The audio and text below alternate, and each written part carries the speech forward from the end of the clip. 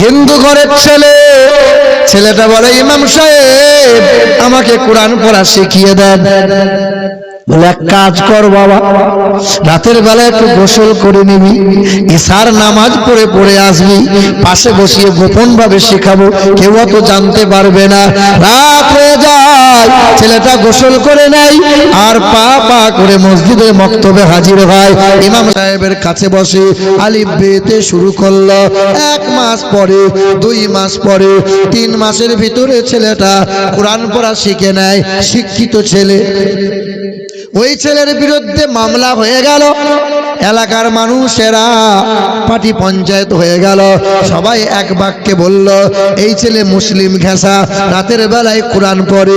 না না, ছেলেটাকে এলাকা থেকে তাড়াতে হবে, এই এলাকায় রাখতে দেওয়া যাবে না। ভাইরা আমার, ওই ছেলের বিরুদ্ধে যেমন নালিশ হলো, পঞ্চায়েতে বসে বিচার হলো, এলাকার নেতা মন্ত্রীরা, এলাকার মানুষেরা সকলে হাজির হলো। ছেলেকে প্রশ্ন করলো, বাবা বল, বাবা বল, হিন্দু ঘরে জন্ম নিয়ে কেন কোরআন পড়িস বাবা? কেন এত নবী নবী করিস কেন বাবা? আরে বেশি দূরকার কথা নয়, কয়েকটা জেলা পার করলে পাবে মেদিনীপুর জেলা, আরামবাগ থেকে যেতে হবে। আহারে ওই জায়গায় ওই ছেলেটা বলল আমি বেদ পড়লাম, রামায়ণ পড়লাম, কোরআন পড়লাম, পুরাণ পড়লাম, আমি দেখতে পেলাম নবীর প্রশংসা। বলে কি পেলি? বলে ইন্দ্রজোনা উপস্রোত নামে নরসংসা ভবিষ্যতে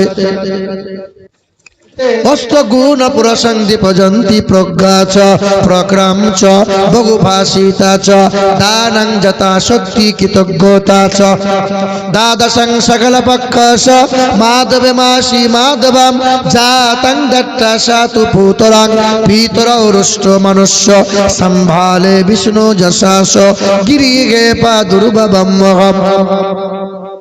পৃথিবীতে একজনা গুরু আসবেন, তিনি একটা ধর্মের গুরু হবেন না, তিনি হবেন জগৎ গুরু, বিশ্বের মহান নেতা, কল্যাণকর্তা, মানবতার বন্ধু।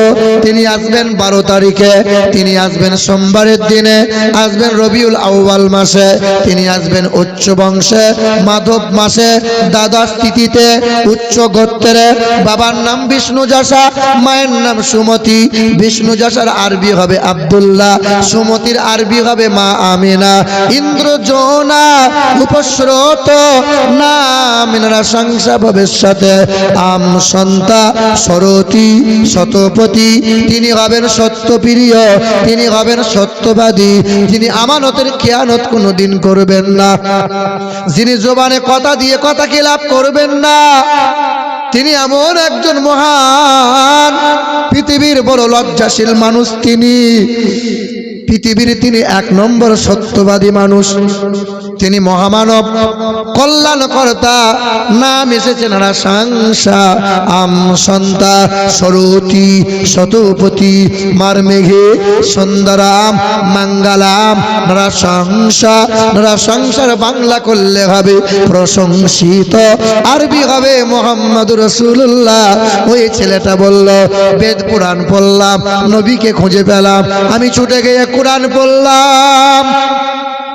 ওই কোরআন পড়ে জানতে পারলাম কোরআন শরীফের পারা নম্বর 29, সূরার নাম সূরা কালাম, আয়াত নম্বর 3, পৃষ্ঠা নম্বর 3, লাইন নম্বর 14। আবার পড়লাম কোরআন শরীফের পারা নম্বর 17, সূরার নাম সূরা আম্বিয়া, আয়াত নম্বর 110, পৃষ্ঠা নম্বর 10, লাইন নম্বর 6। কোরআন শরীফের পারা নম্বর 28, সূরার নাম সূরা জুমআ, আয়াত নম্বর 2, লাইন নম্বর 6। সন্দেহ হলে ইমাম সাহেবকে জিজ্ঞাসা করতে হয়। আল্লাহর কালাম বলে হুয়াল্লাযী বা'আসা ফিল উম্মিয়িনা রাসূলাম মিনহুম ইয়াতলু আলাইহিম আয়াতিহি ওয়া ইউযাক্কিহিম ওয়া ইউআল্লিমুহুমুল কিতাবা ওয়াল হিকমা। কোরআন বলে আমার সালনাকা ইল্লা রাহমাতাল লিল আলামিন, নবী মুহাম্মদ সাল্লাল্লাহু আলাইহি ওয়াসাল্লামকে আমি আল্লাহ পাঠাইছি আসমানের জন্য, জমিনের জন্য, কুল কায়নাতের জন্য, সমগ্র জাহানের জন্য, জগৎগুরু, বিশ্বের মানবতার বন্ধু, মানব জাতির মুক্তির দাতা, রাহমাতাল লিল আলামিন জনাবে মুহাম্মদুর রাসূলুল্লাহ। ওই হিন্দু ঘরের ছেলেরা কোরআনটা বুকে নিল, শত মানুষের সামনে পড়ল কালমা লা ইলাহা ইল্লাল্লাহ মুহাম্মাদুর রাসূলুল্লাহ। কোরআন বুকে নিল, কালেমা পড়ে নিল, মাথায় টুপি নিল, সুন্নতি পোশাক পরল। আজ নামাজ পড়ে আর নামাজ কাজা করে না। এ মুসলমানের ছেলেরা, তোমার বাপ মা মুসলমান, তোমার বংশ পরম্পরা মুসলমান, মুসলমানের ছেলে হয়ে বলো কেন কোরআন বুকে নিতে পারলে না? কেন নবীর তরিকা গলায় ঝুলাতে পারলে না? ও মুসলিম ছেলে হয়ে যদি আল্লাহর নবী এত বড় প্রেমিক হয়, কোরআন পড়তে পারে, নামাজ পড়তে পারে, তুমি তো মুসলমান, তোমার তো আগে দরকার। ভাইরা আমার, গোটা বিশ্বের মাটিতে আমরা মুসলমানরা কোনদিন কখনো বলি নাই হিন্দুদের সঙ্গে চলা যাবে না, হিন্দুদের দোকানে খাওয়া যাবে না, কিন্তু বারবার বলে।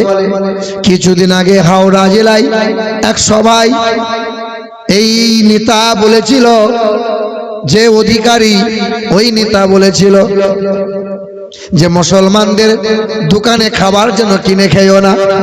আর এক নেতা নদিয়া জেলায় বলল কোরআনকে বয়কট করতে হবে। আর এক নেতা বলল মুসলমানদের দাড়ি ধরে ছিঁড়ে দিতে হবে। কেউ কেউ বলছে মুসলমানগুলোকে গাছে ঝুলিয়ে এলো পাতারি খেলাও। আবার কোন নেতা বলে মুসলমানগুলোকে দেশ থেকে তাড়াও। কি গো, কয়েকদিন আগে কলকাতা ব্রিগেডে গীতা পাঠ হচ্ছিল, শুনেছেন না শোনেন নাই? খবর রাখেন না? হায় রে, রাজনৈতিক নেতা যারা গীতা পাঠে মশগুল ছিল, তারা 26-এ ভোট আছে বাবা, বলে মুসলমান তুমি বাবরি করো, আরে হিন্দুরা তোমরা গীতা নিয়ে ব্যস্ত হও, হিন্দু মুসলমান ঝামেলা করতে থাকো। এ বাবাজিরা, ভাইরা আমার, ওই গীতা পাঠে ওই তাদের সভা সমাবেশে এক মুসলমান রেগুলার ব্যবসা করে, প্যাটিস তৈরি করে বিক্রি করে, মানুষ কিনে কিনে খায়।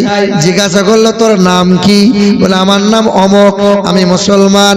বলে মুসলমান, তাকে কান ধরে ওঠবোস করানো হয়, মারধর করা হয়, তার মালগুলো ফেলে দেওয়া হয়। মুসলমান বলে এই অত্যাচার, অথচ বেলডাঙ্গার মাটিতে বাবরি মসজিদ হয়, সেখানে হিন্দু ঘরের মেয়ে ছেলে চা বিক্রি করে মুসলমানকে খাওয়ায়। হিন্দু ঘরের মেয়েরা ওই সমাবেশে যায়। হায়রে মুসলমান, আজ আমরা সম্প্রীতি বজায় রাখতে চাই, চাই কি চাই না বাবা? আমরা ঝামেলা পছন্দ করি না। কোরআন বলেছে না, হিন্দু মুসলমান বিভেদ বিচ্ছেদ করো না, কোন ধর্মকে আঘাত তোমরা করো না। নবী আমার শিখিয়েছেন কোন জাতি কোন অমুসলিমকে কষ্ট দিও না। মুসলমান ভাইরা আমার, সালটা ছিল 1929 সাল, যখন ভারত বাংলাদেশ পাকিস্তান এক ছিল। ওই সময় এক বেঈমান রাজপাল মালহোত্রা তার নাম, ওই বেঈমানটা আমার নবীর চরিত্র নিয়ে বই লিখেছিল। বইটার নাম দিয়েছিল রঙ্গিলা রসুল। শুনেছেন আপনারা? শোনেন নাই? রঙ্গিলা রসুল। ওই বইয়ের ভিতরে আমার রসুলকে নিয়ে লিখেছিল মোহাম্মদ চরিত্রহীন, মোহাম্মদ লম্পট। জোরে বলো সুবহানাল্লাহ, নাউজুবিল্লাহ। আমার নবীর চরিত্র নিয়ে কেউ বই লিখবে, মুসলমান সহ্য করা যাবে বাবা? বলো। নবী আমাদের জান, নবী আমাদের ঈমান, নবী আমাদের। এ বাবা রাগ করিও না, এখন এই মুসলমানের ভিতরে অনেক দল বেরিয়েছে। কেউ বলছে দরুদ সালাম করো, কেউ বলছে করবো না। হ্যাঁ বাবা, অনেক দল বেরিয়েছে গ্রামগঞ্জে। কেউ বলছে সবে বরাত করা যাবে, আবার কেউ বলছে করা যাবে না। এক ব্যক্তি বলছিল যে সবে বরাতের রাত জাগার চাইতে বিশ্বালয়ে রাত জাগা অনেক ভালো। জোরে বলেন নাউজুবিল্লাহ। নাউজুবিল্লাহ। হে বাবাজিরা আমার,